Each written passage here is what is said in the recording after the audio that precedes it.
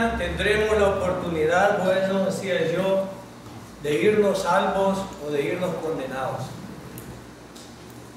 Tenemos uno de los temas, diría yo, el tema importante del Evangelio. Todos los demás temas serían secundarios, pero el tema de la salvación es uno de los temas principales que yo, como ser humano, debo de tener claro, no religiosamente, sino lo debo de tener bien claro, porque está en juego la vida eterna. Y si es importante para mí, ¿con qué es importante esta vida que es pasajera? Escuchaba a alguien decir hoy, lo más seguro que tenemos es la muerte, no la vida. La vida no nos la asegura nadie, pero la muerte es segura. Entonces, si la muerte es segura y la muerte es el umbral, es la frontera que nos va a llevar a la condenación eterna o a la salvación, a estar en la presencia de nuestro Creador. Es un tema muy importante. Cualquier otra cosa, si yo ando de manga larga, si me pongo la señal, si bailo, si hago, todo eso es secundario. Todo eso es secundario. Pero lo que fundamenta y el propósito de todas las Escrituras y de la venida de nuestro Redentor a esta tierra fue el Evangelio. Por lo tanto, yo no debo de jugar con este concepto. Conversando con un impío en el trabajo, gente detractora del Evangelio, yo recuerdo que en la conversación ellos se burlan del Evangelio, pero le digo yo, imagínate que me muero yo y te mueres tú y bueno, nos vamos y nos damos cuenta al otro lado del umbral de la vida, de la muerte, nos damos cuenta que no existe Dios y que realmente no pasaba nada. En ese punto, ¿qué perdí yo? Vivir una vida ordenada y de bien y de tratar de llevarme con todos. Y tú, pues el haber disfrutado los vicios y todo lo que tú quieras. Pero pongámoslo de otra forma. Pongamos que nos morimos los dos y tú no vas preparado y te das cuenta al llegar al umbral de la eternidad, te das cuenta que realmente hay un juicio, hay un juez y hay un infierno y ya no vas a tener oportunidad. Tan importante es, y se quedó él un poco pensativo, porque hoy en vida podemos hacer y corregir cualquier situación. Hay oportunidad mientras tenemos vida, pero cuando ya nos morimos, hermanos, ya no hay oportunidad. Hay una doctrina por ahí que supuestamente si se rezan cosas se puede ir sacando al fulano de allá. No sé quién ha dado ese poder, pero escrituralmente no hay nada que ver. Otro punto importante es que no es la tradición ni las emociones. Lo que a mí me importa es saber lo que la Escritura de mi Señor dice. Es que yo pienso, a mí no me importa lo que tú piensas. No me interesan las filosofías vanas y huecas. Yo quiero saber lo que el Creador de los cielos y la tierra, lo que el Todopoderoso dice acerca de cómo yo puedo llegar a su reino y alcanzar salvación. No me importan denominaciones, ni pastores, ni religiones. Me interesa la verdad. Y es eso lo que estamos tratando. Estás a ciencia cierta seguro de que eres salvo. Sabes a ciencia cierta cómo ser salvo y le has podido decir a tus hijos o a tus familiares cómo ser salvo realmente. O estás jugando a la religión, estás jugando al creyente. Y es por eso que hemos insistido y le doy gracias al Todopoderoso y me alegro de los hermanos rebeldes que ahora están en obediencia, bautizándose, tomando la comunión con nosotros, porque no tenían por qué no hacerlo, a menos que fueran incrédulos y si son incrédulos, son impíos, y si son impíos, están en el infierno. ¿Cómo me aseguras que estamos en el infierno? ¿Qué dijo el Señor? Porque de tal manera amó Dios al mundo que dio a su Hijo unigénito, para que todo aquel que en Él cree no se pierda, mas tenga en presente vida eterna. Pero el que no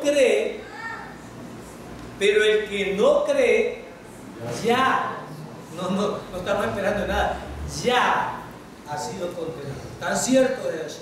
Ahora yo, por eso, debo de preocuparme si me están engañando los pastores, si me están engañando la religión. Hermano, y que me pueden engañar los pastores y la religión, claro que sí. Una vez conversando con una hermana beata, voy a decir, beata le digo porque en el trabajo solo durmiendo se andaba, y cuando yo la exhortaba, y solo durmiendo se andaba porque pasaba con el pastor hasta las 10, 11 de la noche, a las 12, y a las 5 o 4 de la mañana estaba con él otra vez. Entonces cuando llegaba al trabajo solo durmiendo se andaba.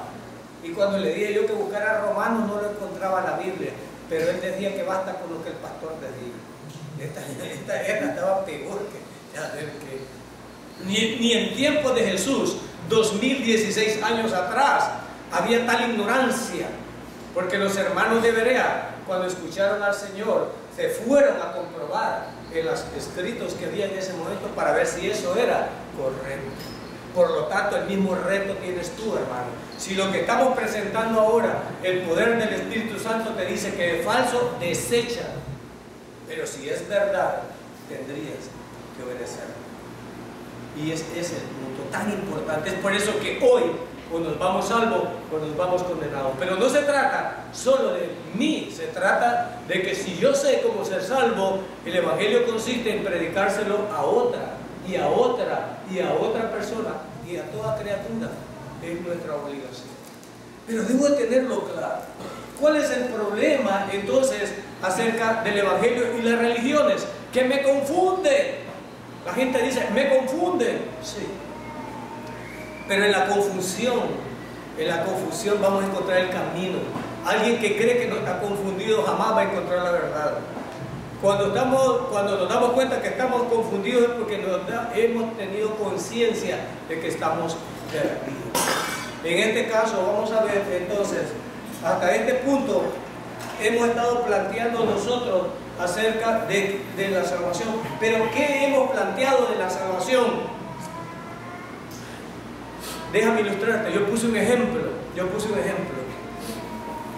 Si yo tuviera que almorzar, espero que no anden hambre, y si yo tuviera que almorzar y tuviera carne asada, deliciosa, bueno, carne de primera calidad, no pellejo, hermano, carne de primera calidad, y yo tendría un chimol bien hecho con su chilito, cebolla, tomate, tendría su limón por allí, ¿verdad? Allí.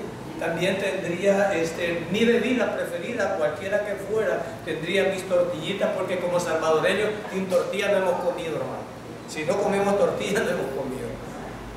Todo esto en su completo orden parece un manjar. Pero si yo lo agarro todo, hermano, agarro las tortillas, agarro la carne asada, agarro el fresco de ensalada, agarro el arroz, agarro el chimol y lo meto en una licuadora y se lo doy, creo que algunos no me lo recibirían. Y es lo que ocurre con la salvación. Tenemos 3 clases de versos en la palabra de Dios acerca de la salvación. Tenemos unos versos que nos hablan de un tiempo primero de la salvación, que es en lo que nos salvan de la condenación que está sobre nosotros. Y están hablando en el tiempo pasado, y es lo que teníamos acá. Están hablando del tiempo pasado. Estamos hablando acá que nos va a salvar. Hay versos que nos hablan, que nos salvan de la pena del pecado. En un primer punto, nos salvan de la pena del pecado. Ya perdí esto. Ahí está. Nos salvan de la pena del pecado. Vamos a encontrar versos que nos salvan de la pena del pecado. Estos versos, hay muchos. Pero nos están hablando específicamente de la pena del pecado que hay sobre nosotros y que hemos sido salvos de ella. Ese es un primer punto que se estableció. Entonces yo debo tener claro que en este primer punto, en el pasado, Dios nos ama la pena. ¿Y cuándo sucede esto? ¿En qué tiempo sucede esto? En un punto del tiempo. Una vez me preguntaron a mí, porque algunos establecen que la salvación se adquiere por una emoción. Hay iglesias que la gente se arrodilla, brinca y grita, y porque chilla, y los demás hermanos dicen, este sí fue salvo. Nosotros estamos clasificados para saber quién es salvo y quién no es salvo. ¿Estamos nosotros capacitados para eso? No. ¿Y Dios nos ha puesto para eso? No, tampoco. Entonces, la salvación no es una emoción. Pero alguien una vez me preguntó, ¿en qué punto soy salvo? ¿En qué punto? Bueno, algunos dicen si chilla, si repite la oración del pecador, si levanta la mano, si va a la iglesia correcta. Para nada, nada de todo eso. La salvación no es emoción. La salvación tiene que ver con el entendimiento. La salvación tiene que ver con el conocimiento. Eso, la salvación tiene que ver con que yo entienda el hecho redentor de un Dios todopoderoso y de su Hijo amado para mí. Eso es lo que tiene que ver. Yo debo de entender. Cuando yo entiendo cómo se opera la salvación, entonces he sido salvo. Y eso es en un punto que estamos hablando nosotros, en un determinado punto de tiempo, que puede ser. Me hicieron otra pregunta, yo no sé si se las han hecho a ustedes. Me hicieron otra pregunta, hermanos. Y si yo no voy a la iglesia y levanto la mano y lo hago en mi casa, ¿puedo ser salvo? No sé si ustedes lo han hecho, porque nos metieron tanto la idea que había que ir a una iglesia y levantar la mano. Vaya, yo quiero creer en el Señor. Pues alistate, te voy a llevar a la iglesia para que vayas a levantar la mano a la iglesia. ¿Así funciona la salvación, hermano? No. Tú puedes ser salvo en un puente, en la calle, en tu cama, en cualquier lugar, en el momento en que tú eres convencido por el Espíritu Santo de que Dios Jesús es nuestro Redentor y que pagó por todos nuestros pecados. Ese es el punto en que has sido salvo. Ahora, ese punto sucede, y ese punto, si tú ya lo tienes, hay muchos versos que hablan de eso, y tú ya lo tienes, ya eres salvo. Y los versos son tan claros que no dejan espacio para comprender que tú tienes que hacer algo para ser salvo. Los versos son tan claros que toda la obra redentora la hace Dios. El día de ayer estamos viendo, y me encanta eso, Isaías dice, inspirado por el Espíritu Santo, que Dios cargó todas nuestras cochinadas, todos nuestros pecados, todos los cargó y los puso sobre nuestro Redentor. Pero hay hermanos en la iglesia universal, no estoy hablando de esta iglesia, hay hermanos que por incrédulos y rebeldes no alcanzan salvación. ¿Y por qué les decía hermanos? Bueno, porque vienen a la iglesia, pero yo no soy el que voy a juzgar. ¿Y por qué dice eso, hermano? Porque hay hermanos incrédulos. Les estoy diciendo que Dios cargó todos los pecados, no solo los de Él, sino los de todo el mundo. Él los cargó y los depositó sobre nuestro Redentor. Te pregunto, ¿qué pecado te quedó? Dios te hizo un mal lavado, dejó algunos, pero hay hermanos que hay pecaditos. No, Señor, no te lleves estos pecaditos, aquí los tengo. No tomo la Santa Cena, no me bautizo porque estoy haciendo unos pecaditos. Tú no hiciste la obra completa, sino que tengo unos pecados residuales aquí. Hermano, si tú crees eso, estás en el infierno y no eres salvo. Porque para ser salva, tendrían que haber sido perdonados todos tus pecados. ¿Con cuántos pecados te condenas? ¿Con cuántos pecados te condenas? Con ninguno. Pero la gente cree que se condena por los pecados. Y es más, y se reniega de acercarse a la iglesia por esos pecados. Entonces, si Dios dice que ya cargó todos mis pecados, entonces si yo no lo creo, ¿qué soy? Un incrédulo. Y si soy incrédulo, no he alcanzado la salvación. Ahora, si Dios envió a su Hijo y cargó la condena que estaba para mí en su Hijo, y por eso se llama Salvador, entonces yo estoy libre de condenación. Sí lo creo, sí lo creo. Aclaro, sí lo creo. No, hermano, pero yo pienso, es que a mí no me importa cómo piensa. A mí me interesa cuál es el plan redentor de Dios. Porque Él es el soberano. Yo soy el que ofendió a Dios. Entonces voy a encontrar versos que hablan de este tiempo de la salvación, del primer tiempo, y clarito no hay espacio para obras nuestras. Todo fue hecho por el Mesías Yeshua. Y en la obra redentora de Dios y su Hijo, yo no hago nada más que solamente creer en esa obra. Y si yo me abrigo de esa obra, ya he sido salvo. ¿Y de qué he sido salvo? De la condenación del pecado que caía sobre mí. Ya he sido salvo. Y en este punto paso a la familia de Dios y soy salvo. Pero mi comadre, a mí no me importa lo que dice tu comadre. Pero el sacerdote, a mí no me importa lo que dice el sacerdote. Pero el pastor de que a mí no me importa. Pero los testigos de a mí no me importa. A mí me importa lo que dice mi Salvador. Si ellos no lo han entendido, no es problema mío. Los invito a venir o a ver este video.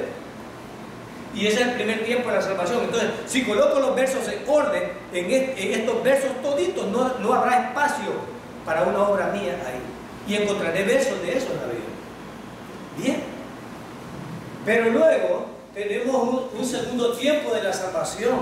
Y en este segundo tiempo de la salvación, acá, en este segundo tiempo de la salvación, voy a encontrar versos en donde dice que yo tengo que santificarme, en donde dice que yo tengo que alejarme del mundo. Voy a encontrar versos que dicen renovados y no conforméis a este siglo. Voy a encontrar versos donde dice lo que era hasta alguno de ustedes pero que ya no son. Voy a encontrar versos donde dice que voy a santificarme porque Dios es santo. Y todos esos versos son verdaderos. Son verdaderos. Pero me están hablando que tengo que hacer cosas para salvarme. No. Pero me están hablando de la salvación. Sí, pero me están hablando del segundo tiempo de la salvación, que es la santificación. Estamos hablando de la santificación. Yo ya fui salvo, pero en este segundo tiempo yo ya tengo dos naturalezas.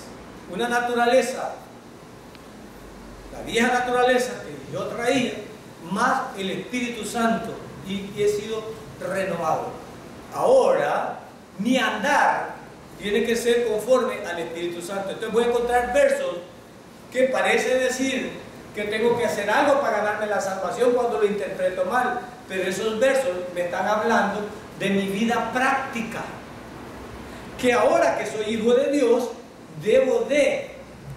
que ahora que soy hijo de Dios, no que lo voy a hacer para ser hijo de Dios. No, ahora que estoy en la familia de Dios, y allí sí, debo de hacer algunas cosas, pero esas cosas casi siempre son por fe y confiando en Dios. Así como adquirir la salvación, por fe creo que mi andar diario va a ser conforme a la voluntad de Dios. Amén. Entonces voy a encontrar versos que dicen que yo debo de obrar, pero en la vida práctica, pero no para salvarme, sino para el segundo tiempo de la salvación, que es la santificación. Y son versos verídicos, como los primeros también. Todo está en las Escrituras, pero mal interpretado. Entonces, recuerdan el ejemplo que les puse de la comida. Si yo lo revuelvo, va a ser un relajo. Entonces yo debo de entender que la salvación tiene tres tiempos. En el primero, yo no intervengo ni hago nada. En el segundo, lo hace Dios, pero tengo que tener una vida práctica que agrade a Dios, ya siendo hijo de Dios. Soy llamado a ser santo. Entonces, los hermanos, hay unos versos famosos que las iglesias legalistas dicen: el que persevere hasta el fin, y toma ese verso. Ese verso está sacado de contexto. Ese verso está sacado de contexto. Y yo no resiste ni el primer cuestionamiento, no lo resiste. A un hermanito que me dice: el que persevera hasta el fin. ¿Cuándo es el fin? No puedes decir, no, ¿cuándo es el fin? No sé. ¿Llegarás tú al fin? ¿Crees que vas a estar hasta el fin? No sabe. No resiste ni el primer cuestionamiento. Entonces, si vas a perseverar hasta el fin, es que vos vas a ser eterno. Si el fin viene dentro de 60 años y yo tengo 60, ¿estaré? No, no estoy seguro. Y si te vas vos antes del fin, como no perseveraste hasta el fin, te vas al infierno. Sí, ¿verdad? No resiste el cuestionamiento. Porque si no perseverar hasta el fin, quiere decir que los que murieron hace 2000 años, que esperaron perseverar hasta el fin y no ha venido el fin, están condenados, porque no alcanzaron hasta el fin. Porque no ha llegado el fin. Entonces es un verso sacado de contexto. Entonces el segundo tiempo tiene que ver con mi vida práctica, y hallaré versos que me indican que yo debo de tener una conducta de acuerdo a un hijo de Dios. Y ese es el segundo tiempo de la salvación que nosotros tenemos. Y tenemos aquí: por tanto, amados míos, como siempre habéis obedecido. Si ustedes ven, está hablando de obra, está hablando de obediencia, de cosas que tengo que hacer. Pero ya no tengo que hacer cosas para salvarme, ahora tengo que hacer cosas para dar testimonio, para que la gente crea que yo soy salvo. Pero no para Dios ya soy salvo. Amén. Para Dios ya soy salvo. En el primer tiempo, para Dios ya soy salvo. En el segundo tiempo es para testimonio del mundo, que nosotros tenemos que tener conducta. Y entonces, ¿qué dice aquí? Como siempre habéis obedecido, no como en mi presencia solamente, sino mucho más ahora en mi ausencia. Gloria a Dios. Nosotros tenemos una iglesia obediente. Yo no sé si le preguntar al hermano Jorge, estos hermanos que obedecen tanto en tu presencia como en tu ausencia. ¿Hay una iglesia obediente? Cuando tú le dices que tiene que venir a los estudios del miércoles, esta iglesia está llena como está hoy. Una iglesia obediente, tanto en tu presencia como en tu ausencia. A los que les gusta hacer obra, la primera obra es no dejar de congregarse. Pero no para hacer salvo, sino porque ya es salvo. Ahora es parte de su naturaleza, debe de ser. Pero yo no siento ganas de ir al culto. Es más, yo me duermo, al nomás entrar me cae un sueño. Es porque hay incongruencias. Porque muchos somos hipócritas, decimos una cosa y hacemos otra. Pero voy a hacerlo. ¿Cuál es lo más importante para ti en el mundo? Mi familia. Pero cuando le preguntamos a la esposa, no da ni para el gasto. Pero dice que es la familia. ¿Quién es el más importante para ti? Dios. Dios. El miércoles y el hermano pasa lista, creo que con estos dedos contamos lo que viene. ¿A dónde están los que dicen que es importantísimo Dios para ellos? ¿Dónde andarán? ¿Dónde andarán? ¿Quién es la prioridad para ti? Y lo más importante, Dios. Y el culto de oración poderoso. El seminario poderoso. Porque Dios es lo más importante para ti. No son las vacas, no son los terrenos, no son los carros, no es tu trabajo, sino que lo más importante para ti es Dios. Primero Dios y después mi familia. Hipócrita, incongruente. Con la boca decimos una cosa y con los hechos hacemos otra.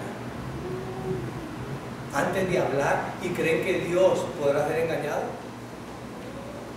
Pero cuando te preguntan cuál es lo más importante para ti, no, para mí es el negocio. Si no hablo, no como. O sea que no crees que Dios puede darte comida. Pero Dios tuyo es poderoso. Poderosísimo usted. Pero no es tan poderoso para que un día que vos cerrás y te vengas a lavar aquí una hora, ¿no crees que Dios te puede recompensar eso de tu negocio? Y que lo que ibas a vender todo el día, que no te cayó nada por incrédula, no te cayó nada en el negocio, Dios en una hora que habrás te lo puede dar. ¿O no? ¿O será que Dios no es poderoso así?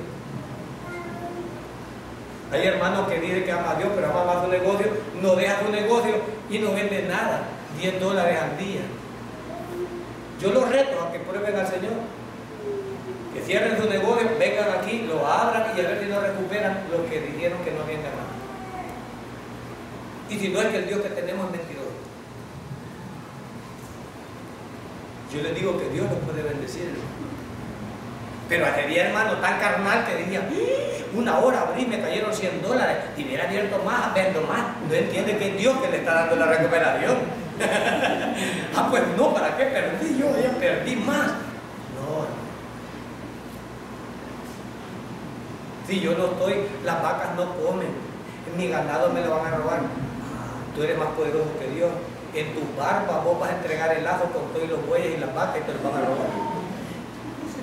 Pero algunos que se creen poderosos, si uno es bien abogado, nomás le sacan un arma y se la ponen, tome usted, tome. Pero uno cree que si uno está allí, el que están las vacas allá, yo estoy aquí está el poderoso, nadie se acerca. Allí te van a ir a poner todo y te vas a entregar todo. Pero decimos que tenemos la fe en el Señor. Incongruencia.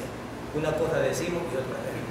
Ay, hermano, es que yo no puedo dejar de cuidar eso. Y cuando te muras, ¿quién nos va a cuidar? Con mi esposa nos reímos porque, ay, me dice mi esposa, estoy cansado. Porque como yo me canso en una hamaca que tengo, y le digo a mi esposa, un día Dios nos va a mandar a descansar y van a haber muchos que van a querer levantar. Hay muchos que quisieran levantar del cementerio, no, ahí están dormidos ya, nunca van a levantar más. Y nosotros renegamos, y yo he aprendido a no renegar de Dios. Lo que venga, porque mientras venga, bueno, hay unos, ay, que me duelen las rodillas, pero los que no caminan, quisieran caminar, aunque les doliera. Pero a veces nosotros hablamos más de la muerte. Entonces el segundo tiempo tiene que ver con nuestra vida práctica. ¿Por qué nos dice todo esto, hermano? Porque la vida práctica tiene que ser con una iglesia obediente, de salvos, que no dejan de congregarse, que no dejan de adorar y de alabar. No estamos leyendo de gusto, estamos leyendo esto para nosotros. Entonces dice, Dios es el que en vosotros produce, hermano, te tengo una mala noticia. Tengo una mala noticia. Hermano, a mí no me dan estas ganas de venir al culto. ¿Cuál sería la respuesta de acuerdo a este verso? ¿Cuál sería la respuesta de acuerdo a este verso? Si en usted no produce, entonces no tiene a Dios. Porque si tiene a Dios, es Dios quien va a producir ¿qué? Así, el querer. Aunque nosotros a la fuerza lo queremos bautizar, pero no es lo correcto. Pero lo decimos bromeando, porque si vos no tenés ganas de bautizarte ni de tomar la comunión con nosotros, pues no tenés a Dios dentro de ti. Porque Él es el que pone el querer. Y entonces hay otro hablándote ahí que no te ha puesto el querer y el hacer. Yo no sé cómo llama ese otro que está dentro de ti, que no te pone el querer ni el hacer. Pero sí te da el querer y el hacer para otras cosas, ¿verdad? Hay hermanitos que ya tienen los ojos brillando partiendo a salir de aquí para ir a hacer otras cosas. Ahí tiene el querer y el hacer, pero aquí una hora es una tortura. Tengan cuidado si tenemos el Espíritu Santo o no tenemos el Espíritu Santo. Entonces nuestra vida práctica tiene que ver también por la fe y por su buena voluntad. Y yo quiero que Dios me dé esa voluntad. Si ahora he sido salvo, entonces lo lógico es que si entró el Espíritu Santo en mí, inmediatamente que tengo a Dios en mi corazón, me da el querer y el hacer de bautizarme y tomar la comunión y seguir aprendiendo del Señor. Amén. Eso es lo lógico. Algunos preguntan, ¿y cómo sé si soy salvo? Te estoy dando pistas. Entonces, primer tiempo de la salvación. Yo no hago nada, Dios hace todo y en un punto de tiempo y me salva de la condenación y me perdona todos mis pecados. Segundo tiempo de la salvación, encontraré versos que me piden hacer algo, pero para la vida práctica, después de haber sido salvo. Y esto siempre por la voluntad de mi Señor.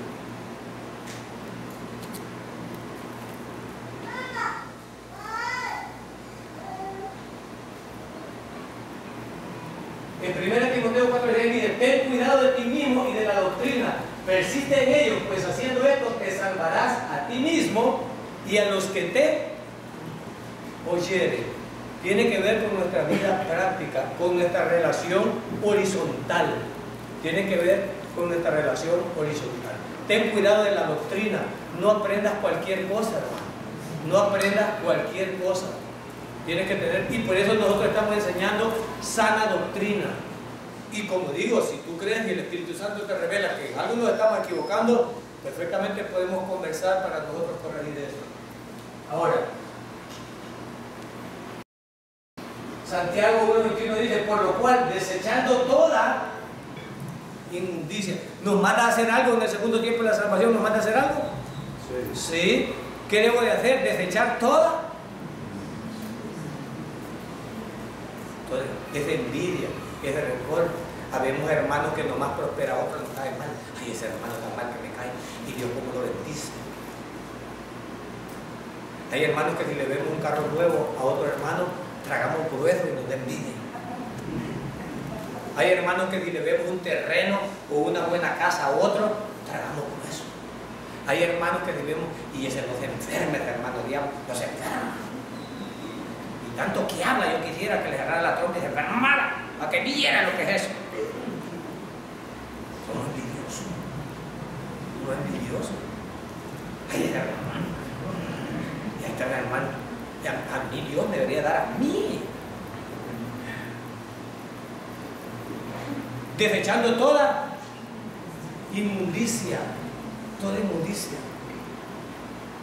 Y si yo desecho toda inmundicia, hermano, debo de buscar congregarme y no dejar de congregarme. Desechando toda y abundancia de malicia. Abundancia de malicia. Los salvadoreños y los latinos somos lindos con la malicia. Todas nuestras canciones, todo nuestro folclore, tienen un doble sentido. Y por eso es que son divertidas nuestras canciones, nuestras cosas. La malicia, no estoy hablando de malicia de forma de vestir, sino estoy hablando de malicia para la maldad. Nosotros andamos sobre. Para hermanitos como los turcos. Que le voy a dar barato, hermano, y no sirve. Malicia. Andamos con la maldad ahí.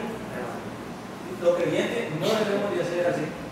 Y dice así: recibir con mansedumbre la palabra implantada. ¿Cómo deben de recibir la palabra, hermanos? Yo aquí no tengo problema porque tengo una congregación tan humilde que cualquier cosa que digamos la recibe con mansedumbre, ¿verdad? No hay hermanos resentidos, ni orgullosos, ni soberbios. Ellos reciben la palabra con mansedumbre. Pero eso no los exime de escudriñarla para ver si estamos diciendo la verdad. Deben de cuestionarla, ¿verdad? Deben de cuestionarla. Yo a esta edad que tengo, y prepárense, como iglesia, prepárense y que el Espíritu Santo levante a alguien. Con mi esposa nos reímos porque ya tenemos una edad donde nos empieza a olvidar las cosas. ¿Y dónde dejé estar? Entonces, hermano, nosotros no vamos a pastorear aquí todo el tiempo. Ya cuando perdamos la frecuencia, quítenos. Ustedes no tienen que quitar, Dios va a iluminar a alguien y nos va a quitar. Ya cuando estemos hablando locura, hay unos pastores que los suben y ya dicen hablar, ¿qué fue? ¿Y de qué estoy hablando? No, ya no, hermano. No, debemos de saber hasta dónde llegamos. Bueno, por primera vez en el mundo hasta hoy un papa renunció porque andaba perdiendo la frecuencia. Un papa renunció y ya está jubilado disfrutando. Y este otro creo que tampoco le gusta. Antes era hasta que muriera. Ahora ya aprendieron de que no, porque dicen locura. Entonces igual nosotros, aquí tenemos que tener cuidado y usted cuidado de lo que escucha. Bien, entonces para salvar vuestras almas, que Santiago 5:20, sepa que el que haga volver al pecador del error de su camino, entonces una de las responsabilidades de los líderes es decir la verdad, porque a través de la verdad tú puedes corregir tu vida. Yo no te la voy a corregir. Dios habla a través de nosotros. El primero que corrige es a mí. El primero que corrige es lo que hablamos. Lo que hablamos no estamos exentos. Aquí nunca hemos vendido que nosotros somos mayores que ustedes. Para nada. Un don distinto tenemos. Un don que tratamos de poner al servicio de Dios. Pero mi Señor, al igual, nosotros tenemos que tener cuidado de decir la verdad. Porque cuando decimos la verdad y alguien corrige su vida, ¿qué hemos hecho? Dice aquí. ¿Qué hemos hecho? Salvará, ¿qué dice? De la muerte un alma y cubrirá. Correcto. ¿Se da cuenta? Entonces, ¿es necesario decir la verdad y sana doctrina, hermano? Es necesario. El que está llevando almas al error, hermano, sería lo contrario de lo que tenemos aquí. Entonces, en vez de estar salvando almas, ¿las está qué? Condenando. Pero hay algunos que les gusta oír fábulas. ¿Hay algunos que les gusta oír fábulas? Sí. Hay algunos que les gusta oír mensajes. Me gusta, hoy que estamos estudiando Reyes, me gusta que ese Acab sin vergüenza tenía al profeta Micaías. Micaías. Y cuando llega el profeta de Judá, mira, vamos a ir a la guerra allá con aquel. Y hombre, y tenía 400 profetas tallados que le profetizaban según lo que él quería. Hay algunos hermanos que les gusta tener este tipo de profetas. Pero el que tiene buenos principios, el rey de Judá le dice, no, ni siquiera le dijo, sin ofenderte, no tenés un profeta de Jehová, no, estos sinvergüenza, estos pícaros, no tenés un profeta de Jehová. Sí, tengo uno, pero me cae mal. ¿Por qué le caía mal a ese profeta? Porque no le decía cosas bonitas. Hay iglesias que los pastores y los líderes le caen mal porque no dicen cosas bonitas. Afligido salgo yo. Ay, es afligido porque Dios te habló. Pero no es culpa de nosotros. Saliste afligido porque Dios te ha revelado que tienes que corregir tu vida. Y gloria a Dios por eso. Si te estuviéramos dando garabatos para que salieras contento aquí, no, hermano. Te tenemos que decir la verdad. Ahora hay gente que le gusta que le endulcen el oído. Hermano, anoche tuve un sueño, bajé al infierno y vi tantas almas ahí, hermano, y vi pastores, y yo les dije, ¿por qué están aquí? A la salida voy a vender el CD, vale $1, hermano. Y les encanta, les encanta. Y aparecieron unos querubines, y ustedes vieran cómo verbereaba el fuego, hermano, de color rojizo, tremendo, hermano. Siga, hermano, contando, siga. Les encanta oír cuentos. Les encanta oír cuentos. Pero no es la verdad del Señor. No es la verdad del Señor. Y empiezan a decir tantas cosas, pero ni siquiera lo critican. Siga, hermano, cómo está eso del infierno. Ahora, ¿cuál es el propósito de la sana doctrina? Sacar del error y salvar almas y cubrir multitud de pecados. Y esto se llama la santificación. Y en la santificación todos vamos caminando. Este hermano Jonathan va bien atrás. No se santifica nada, gran malilla. Tenemos gente pesquisona en la iglesia. Este hermano Aníbal, Pablo de arriba, te va bien atrás. Mírenme a mí, soy puro y santo, voy bien adelante. Ese hermano, ¿cómo va? Hermano. Y empiezan a estar, en vez de ver adelante, el que esté firme, mire y no cae. Pero hay gente que, y él, una vez Pedro le dijo al Señor, y él, ¿qué te importa? Yo lo dejo hasta que venga ahí. Así le contestó, así le contestó. Y hay creyentes, y él, te vas a bautizar, y fulano, y vengano. ¿Y qué te importa vos? ¿Y qué te importa? ¿Qué te importa? Pero hay más. Y fulano, ¿por qué no va? Y va a venir vengano. Y empezamos nosotros. ¿Y qué interesa eso? ¿Qué interesa? Es en el proceso de tiempo. Entonces, ¿hay unos hermanos más consagrados que otros? Sí.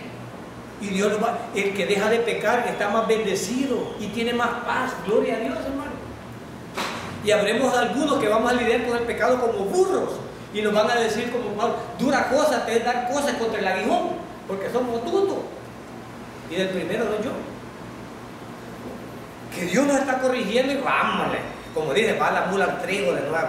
Y vámonos. Y le acaba de pasar y vamos otra vez. Ay, hermano, ¿hasta cuándo vas a aprender? Hay algunos que andamos la cabeza toda chichotuda de tanto que Dios nos corrige. Y hay otros hermanitos obedientes y más consagrados. Entonces, la santificación es en el proceso de tiempo. Hay hermanos que van más avanzados con respecto a esto. Y a ver, nosotros bien atrasaditos, pero igual son salvos. Y tendremos hermanos carnales, y que son salvos, pero son carnales. Y ellos mismos están pagando su pecado. Ellos mismos van a pagar su pecado. ¿Y cómo se logra la santificación? ¿Cómo se logra la santificación? ¿En dependencia de quién? Por eso nosotros insistimos, hermano. Yo te he retado, yo reto a la congregación. Ay, hermano, es que no puedo. Yo te reto. No faltes a los cultos y me cuentas. Ay, hermano, no puedo. ¿Y cómo te vas a santificar? Venís el domingo, te dormís media hora, en media hora escuchar y te vas para todas las semanas. Vení a todos los cultos. Te reto, vení todos los cultos. Lee la Biblia todos los días. Orá 3 veces al día y me contás. La Biblia. Y yo que me dijeron la Biblia.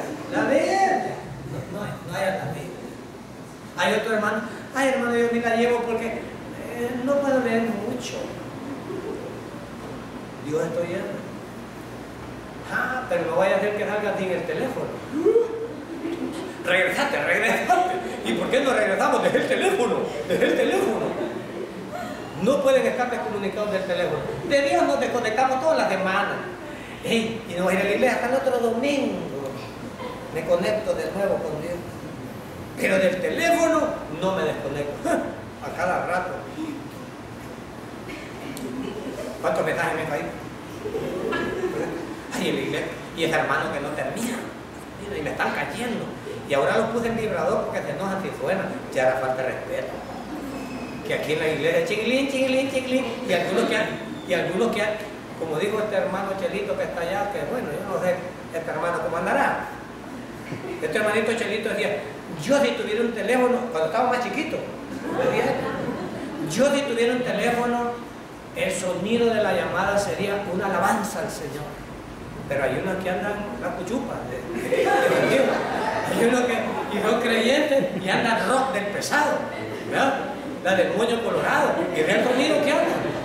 Pero este hermano Chelito me acuerdo, yo no sé qué acuerdo. Pero digo, cuando yo tengo un teléfono, voy a andar de timbre una alabanza, a Dios. Voy a dar una alabanza, digo. Pero aquí suena y no suena una alabanza. Bueno, vamos a ver. Entonces, la santidad no es por la boca de nadie. La santidad no es por la presión del pastor. La santidad no es porque me anda vigiando la más chambrosa de la iglesia. La santidad es por la dependencia. Y tengan cuidado ahora con el hermano Toño, porque hoy mira bien. Es que hoy me dijo, hoy puedo andar a los hermanitos, me dijo, porque el hermano Toño ahora mira mejor. Bien callado, mira. Así es que ahora tengan cuidado. Entonces vamos a preguntar. ¿La santidad cómo se logra? Se logra con la dependencia del Espíritu Santo. Hermano, no lo logro porque me están apoyando, no, es por la dependencia del Espíritu Santo voy a lograr la santificación. Es de esa manera que lo voy a lograr. Ahora, el tercer tiempo, y voy a hallar versos en la Biblia, el tercer tiempo, que es en el futuro, no tengo que ver con ese. En el pasado no tengo nada que ver, en el presente, en mi vida práctica, tengo cosas que hacer, renunciar a la inmundicia, a los pecados y a todo eso. Pero en el futuro encontraré versos en donde no está bajo mi control, sino que es lo que Dios me ha prometido que voy a tener en el futuro. Y voy a encontrar versos que hablen de la salvación en el futuro. ¿Y qué me va a liberar? ¿De qué me va a liberar en el futuro el Señor? La presencia. Entonces, uno de los graves problemas que tienen las iglesias hoy en día es que los pastores andan queriendo limpiar a los hermanos. Hermano, no escuches esa música mundana. Hermano, no mire novela. Hermano, y anda el pastor queriendo limpiar él. Ese pastor pobrecito va a morir frustrado, porque nunca dejaremos de pecar en este cuerpo. Vamos a disminuir el pecado, no vamos a vivir en el pecado, pero nunca dejaremos de pecar. Ay, hermano, usted o solo una mujer tiene ahora que tallado. Si supiera que en mi mente yo como deseo, y en la mente no la ven, no se la ven. Una cosa es la apariencia, hermano, y otra cosa son los pensamientos. Lo que ya sabemos de eso. Sí, hermano. Ay, hermano, como camino, usted como que paró santo. Pero son hermanos rebeldes. La esposa lo viene en la caja, es humildito. Hasta con el machete nos saca. Y aquí viene humildito. Eso puede pasar. Pero jamás nos libraremos de la presencia del pecado. Y hay pastores que quieren estos versos que son en el futuro, se los quieren aplicar a la iglesia ya. Y la frustran. La frustran. Porque ¿quién de ustedes, siendo honesto, no peca? Es más, si alguno tuviera la osadía de decirme aquí, yo no peco, en 1 Juan 1, yo les estaría diciendo que dice que el que dice que no peca, ¿hace a Dios qué? Mentiroso. Entonces, ¿te atrevería alguno a que dile a Dios mentiroso? Entonces no hay justo. Pero cuando yo quiero en la iglesia aplicar esto, voy a tener una iglesia frustrada, porque si el pastor dice, hermano, Dios nos ha llamado a santidad y ustedes no deben de pecar ya,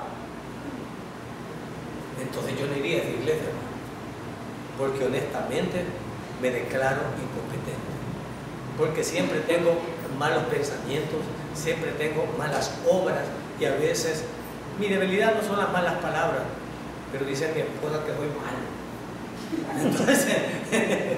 Entonces yo no tengo esa debilidad, cada uno tiene una debilidad distinta.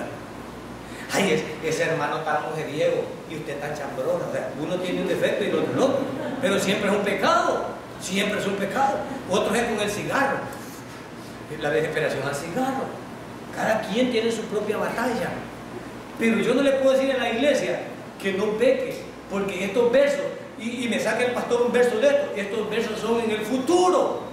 Es decir, cuando esté en la presencia del Señor, ya no habrá presencia del pecado, porque Dios no admite pecado. De tal manera es que cuando yo vaya donde el Señor, iré con este cuerpo bello que tengo. No iré con este cuerpo bello que tengo, porque yo me siento bello. Bueno, no iré con este cuerpo, hermano. Y cuando estén en la presencia del Señor, llevar esta panza. Yo no quiero esta panza. Pero, hermano, ¿pero quién escribió esa panza? Hermano, ¿quién escribió esa panza? Ya saliendo de aquí ya están con los 2 platos listos.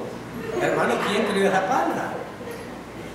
¿Verdad? Y hacen estas preguntas, a veces no hacen estas preguntas, ¿verdad? Y le faltó algo. Yo no quisiera. Hay unos con tan groseros que no quieren llevar ni la mujer, y la misma mujer va a tener. Algunos que hasta eso dicen. Hasta eso dicen. Y la misma irá a tener. Me gusta cuando el hermano Teo dijo, yo voy a ser bien tranquilo con unos aquí, dijo. Entiendo yo que le caíamos mal, porque allá en el cielo no va a ser que Dios me ponga la parte de uno de estos que me cae mal. Así es que voy a hacer lo más agradable que pueda. Entonces, puede ser que estemos allá con eso. Hermano, nunca dejaremos de pecar. Y es por eso que estos versos son en el futuro. Y mira cómo aclara aquí. ¿Y esto será dónde será?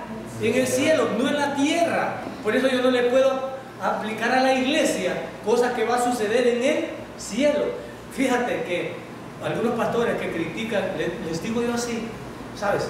Cuando Dios me rescate, dice que mi cuerpo será transformado en un ladrillo. No voy en un cuerpo corrupto. ¿Cómo le llama a este cuerpo el Señor? Corrupto. ¿Por qué no lo lleva este cuerpo el Señor? Porque me dará uno nuevo. ¿Por qué? Porque este está contaminado. ¿Se da cuenta? Entonces hay gente que que está contaminado lo quiere dejar limpio y nunca lo podrá hacer. Déjame liberarte de esa pena. Jamás lo vas a lograr. Por eso Dios, cuando recibí su perdón, me salva y dice, ¿sabes qué? Tengo listo un cuerpo preparado. No solo un cuerpo, también vestiduras. Dice el Señor que va a vestir a su iglesia de lino fino en las bodas del Cordero. Yo no sé cómo bellas sean las cosas en el cielo, pero imagino que son hermosas y nosotros las disfrutaremos. Así es que todos los defectos que ahora nos ven, allá no los tendremos, pero es en el cielo.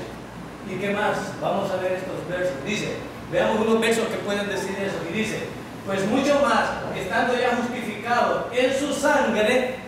Ahora, en el pasado yo ya fui justificado. Fíjate bien, aquí dice, pues más, estando ya justificado en su sangre. Eso sucedió en el pasado. Ya estoy perdonado.